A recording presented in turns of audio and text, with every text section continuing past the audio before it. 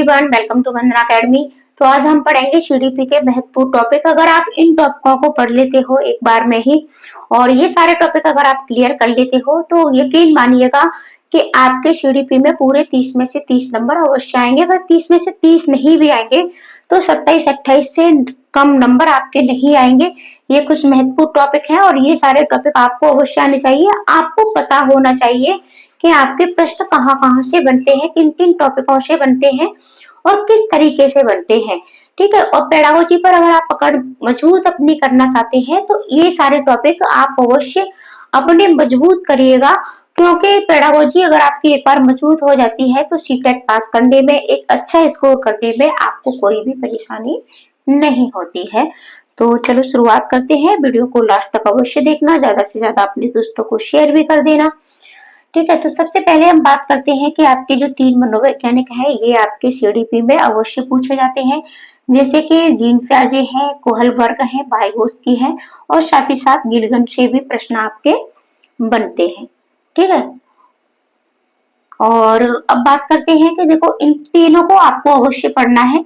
Gene पियाजे पर video आपको मिल चुकी है, जल्दी ही आपको कोहलबर्ग और वाइगोत्स्की पर भी वीडियो मिल जाएगी। अब बात करते हैं आनुवंशिकता। आनुवंशिकता से भी प्रश्न आपके अवश्य पूछे जाते हैं सीडीपी में। साथ ही साथ वातावरण। ठीक है, आनुवंशिकता का क्या रोल है बच्चे के विकास में, वातावरण का क्या रोल है, क्या भूमिका है। ठीक है, और वाइगोत्स्की, कोहलबर्ग, जीन पियाजे ने कौन कौन से सिद्धांत दिए हैं बच्चे के विकास के, तो ये सभी आपको पता होनी चाहिए। साथ ही साथ अधिगम अक्षमताओं से भी प्रश्न आपके बनते हैं और अधिगम अक्षमताओं से प्रश्न आपके भाषा में भी पूछे जाते हैं, मैथ में भी पूछे जाते हैं, साथ ही साथ सीडीपी में पूछे जाते हैं। तो इनको भी आपको अच्छे से पढ़ लेना है। बुद्धि से भी प्रश्न आपके बनते हैं। विकास के सिद्धांत, जैसे कि विकास के सिद्धांत क्या है, विकास सामान्य से विशिष्ट की ओर होता है। ऐसा नहीं है कि पहले विशिष्ट विकास होता है और फिर सामान्य होता है। पहले सामान्य विकास ही होता है बच्चे का, जैसे कि बच्चा पहले क्या सीखता है, पहले बच्चा बलबलाना सीखता है, फिर उसके बाद बोलना सीखता है। पहले बच्चा पैरों के भर घुटन चलना सीखता है, फिर उसके बाद चलना सीखता है। ठीक है, तो इस तरीके से पुरस्कार से भी प्रश्न आपके बनते हैं। पुरस्कार आपको बच्चे को किस तरीके से देना है, पुरस्कार का क्या रोल है। ठीक है, समाजीकरण की प्रक्रिया। समाजीकरण आपका जैसे प्रथम संस्था आपकी परिवार है और द्वितीय संस्था आपका समाज है, विद्यालय है। बच्चे के समाज में किसका रोल है, ठीक है, परिवार का क्या रोल है, समाज का क्या रोल है। जेंडर से आपके प्रश्न बनते हैं, जेंडर भूमिकाओं से। जेंडर भूमिका या फिर लिंग भूमिका आपकी जो कही जाती है, यानी स्त्रीलिंग और पुल्लिंग में भेदभाव करना। इसके साथ ही साथ आपके अपसारी और अपसारी चिंतन से भी प्रश्न बनते हैं। जैसे अपसारी किसी चीज को कई क्षेत्रों में मतलब सोचना, और अब अभिसारी यानी बंधा बनाया प्रश्न जब बच्चा देता है, जब हम बच्चे से कब, क्यों, कैसे, ठीक है, इस तरीके से प्रश्न पूछते हैं, यानी बच्चा जब चिंतन करता है कहीं तरीके से, तो ये आपका अपसारी होता है। और अभिसारी यानी बच्चे से सिर्फ इतना पूछ लो कि आपका नाम क्या है, तो बच्चा अपना सिर्फ नाम बता देता है कि हमारा नाम जैसे कि राम है, श्याम है, मोहन है। लेकिन अगर आप बच्चे से पूछते हो कि आपके मम्मी पापा ने आपका नाम यही क्यों रखा, ठीक है, क्यों रखा, तो इस तरीके से ये आपके अपसारी प्रश्न होते हैं और बच्चा अपसारी चिंतन भी करता है।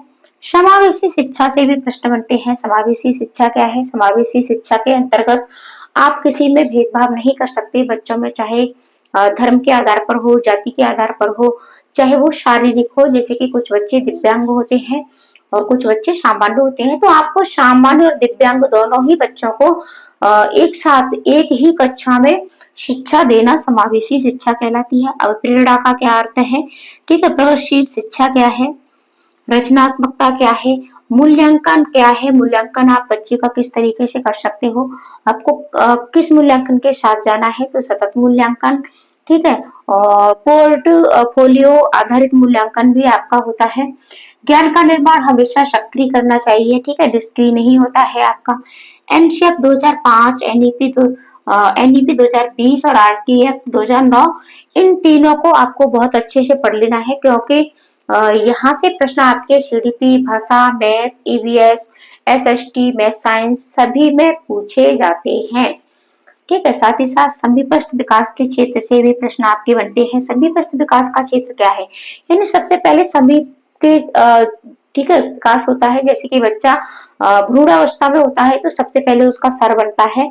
ठीक है, फिर उसके पास का क्षेत्र जैसे चेहरे का आकार, या फिर आप हाथ को ले सकते हो, हथेली को ले सकते हो। तो इसमें उसके पास के जैसे फिर उंगलियों का निर्माण होना, पैर में जैसे कि पैर का निर्माण, फिर ठीक है उसकी उंगलियों का निर्माण होना, इस तरीके से समीपस्थ या फिर इसको निकटस्थ विकास का क्षेत्र भी कह सकते हैं। इसके साथ साथ आपके फीडबैक प्रतिपुष्टि से भी प्रश्न बनते हैं।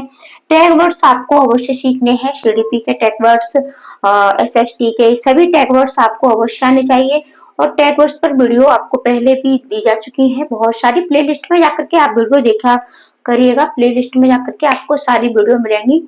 ठीक है, तो सीटेट रिकवरी टिप्स और सीटेट के यानी सारे टैग वर्ड्स पर भी आपको प्लेलिस्ट मिल जाएंगी। तो ये कुछ महत्वपूर्ण टॉपिक है। साथ ही साथ आप कोई एक अच्छी सी बुक भी ले सकते हो। तो बुकों के लिए आप ऐसी बुक लें, सॉल्यूशन बुक, जिसमें प्रश्नों का नीचे सॉल्यूशन दिया गया हो।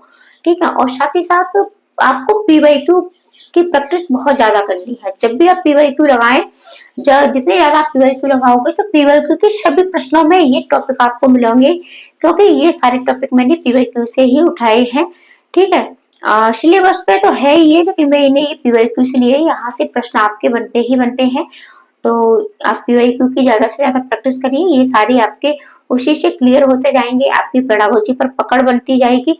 और साथ ही साथ सारे पीवाईक्यू की प्रैक्टिस चैनल पर भी कराई जा रही है, पहले भी कराई जा चुकी है। तो आप प्लेलिस्ट में जाकर के देख सकते हैं। और साथ ही साथ फिर से शुरू हो गई है, ईवीएस की प्रैक्टिस चल रही है।